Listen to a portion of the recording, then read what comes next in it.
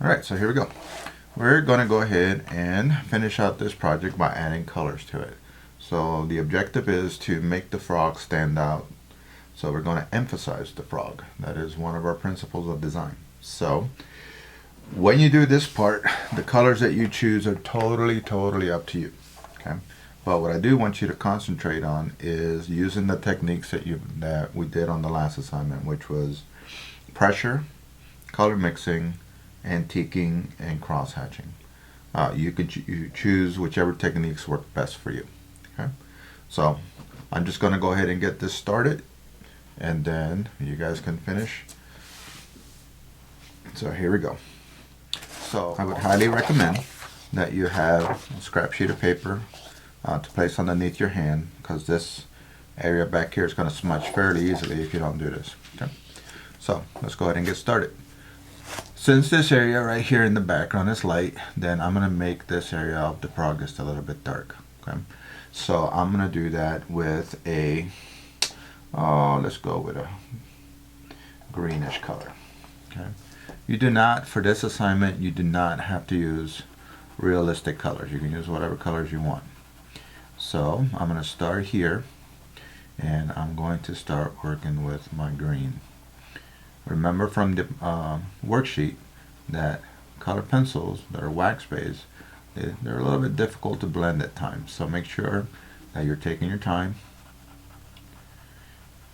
and that you're using the techniques, whether it's color mixing or pressure. So I'm going to do this particular one with pressure so you guys can see. So since I want that area to be dark, all I'm going to do here is I'm going to soften this area up by not pressing very hard at all. And then I'm going to go back up here and press a little bit firmer. Make it really firm. Now keep in mind that when you use a single color like this, you're only going to be able to get it so dark, right? Because there's only so much wax that can be put on a piece of paper, and then after that it won't accept it anymore. So, and then as I come down, I'll just fade it away. Okay. Then I'm going to move on to the next segment. I can either go to this side or I can go to this side. I'm going to change colors because I want to keep this, I don't want this to be realistic at all. I want it to be more abstract. So I'm going to go with this is the violet color. And since this is dark and this is light, I'm actually going to I'm going to start here. And what I'm going to do on this one is I'm going to go from violet to a soft light blue. So I'm going to start here. So that's our mixing technique. I'm going to fade this out. And then I'm going to switch over to the light blue. I'm going to start here. And then I'm going to blend it into the violet. Make sure that when you're doing this that you're building up these colors gradually. Again, if you put too much wax on and then you try to blend the colors, they won't stick to each other. So you got to do this gradually. And you can modify it a little bit. So I feel like I need to add just a little bit more violet on this side and then fade it into the blue.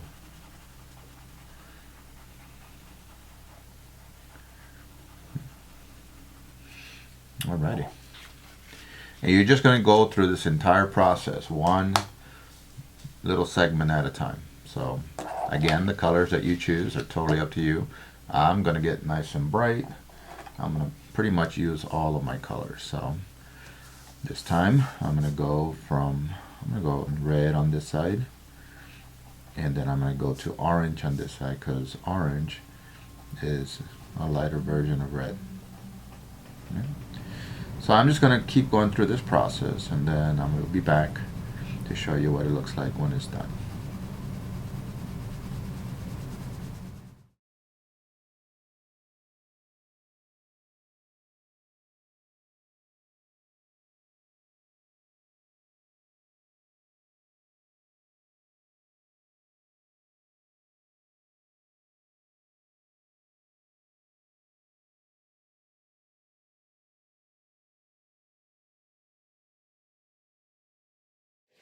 Alright, so this is an example of what this thing is going to start to look like. Now for this area right here, I'm actually going to do a little bit of antiquing. So I'm just going to show you that a little bit as a reminder. And then I'm going to go ahead and finish this out. And the reason that I want to do that is only because I want to change these colors just a little bit so they're not so bright where the mouth is. So all I'm going to do is I'm going to put in just a little bit of regular graphite, little shading. And then I'm going to go over that with the colors.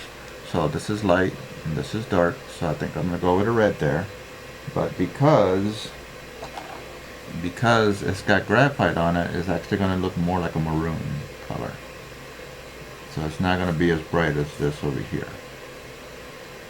And these are small enough, skinny enough, where I don't have to do a gradient if I don't want to.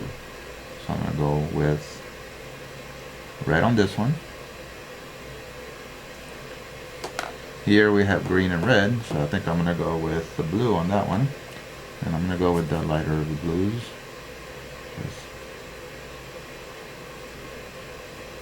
Again, you can see how the blue gets dulled by the graphite.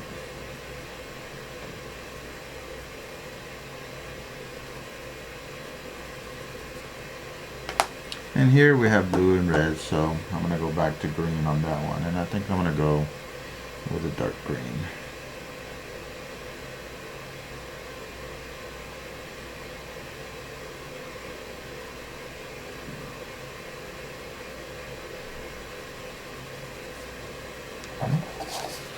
So that makes it easy to separate the mouth. Then I'm just going to go ahead and finish this up, and then we'll go back. I'll show you at the end what we do to edit this. Alright, so what we have here is pretty much the animal completely done. Before I do the stem, I'm going to look through the animal and I'm going to do any editing that I want.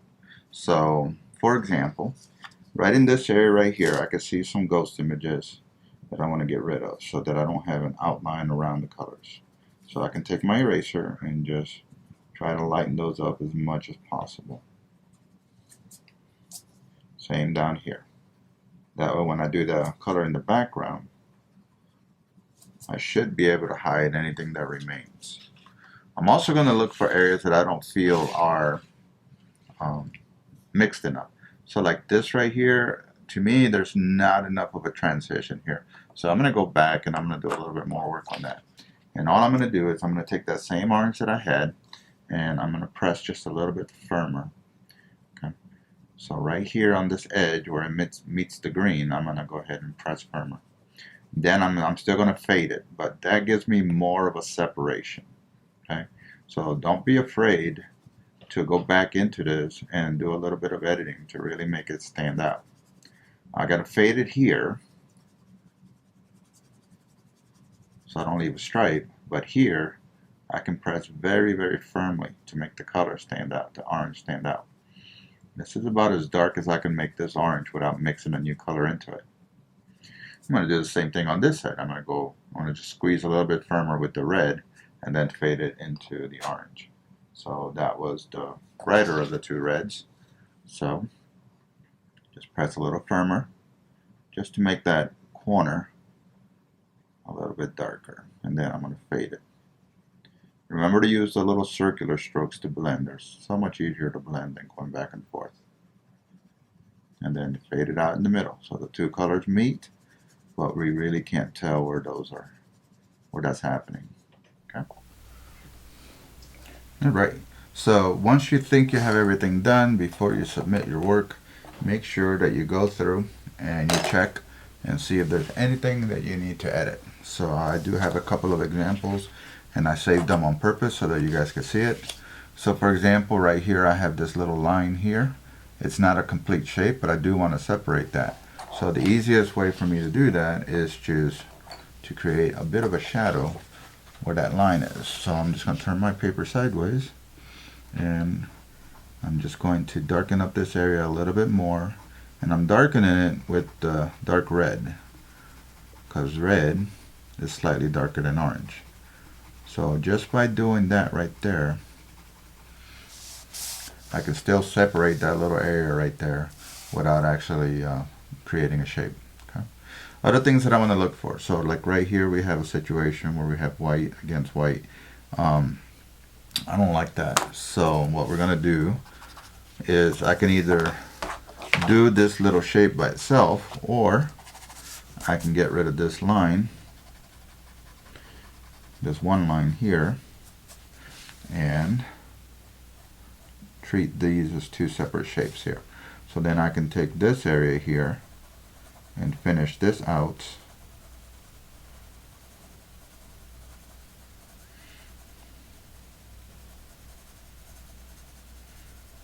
And then I can take this area and either leave it blank like that one, or put a little bit of color on it, or not color, excuse me, value on it.